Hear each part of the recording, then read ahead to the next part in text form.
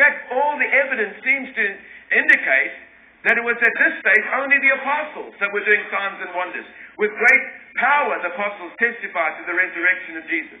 And the apostles did many signs and wonders, it says in Acts chapter 5.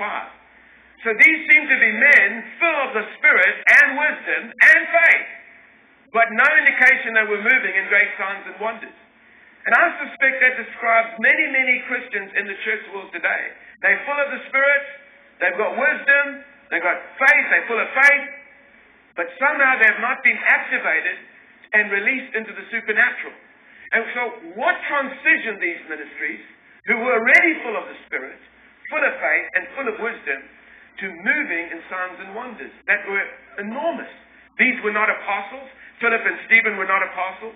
Doesn't appear that they were prophets. I know that Philip was later called an evangelist, but at this stage they were just members in the church, like any other member, but full of the Spirit and wisdom and faith.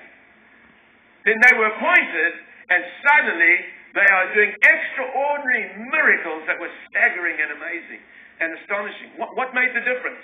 I believe the difference was these people believed in impartation. And so let's look at one last verse here in chapter 6 that I left out on purpose. They took these 7 men, and then verse 6 says, they presented these men to the apostles, who prayed and laid their hands on them.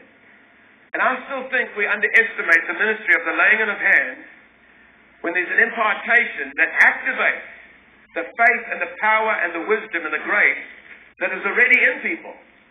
People say, well, I'm already full of the Spirit. Why do I need laying on of hands, impartation? Well, I believe there's something of an activation that suddenly people who are moving not in any real great signs and wonders, suddenly they begin to move in them. So this is what I want to say to leaders who lead local churches.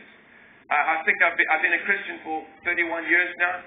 I planted my first church when I was 25 years of age. I had been a Christian only for 2 years when I planted our first church. And so I had to learn these things as I was going along.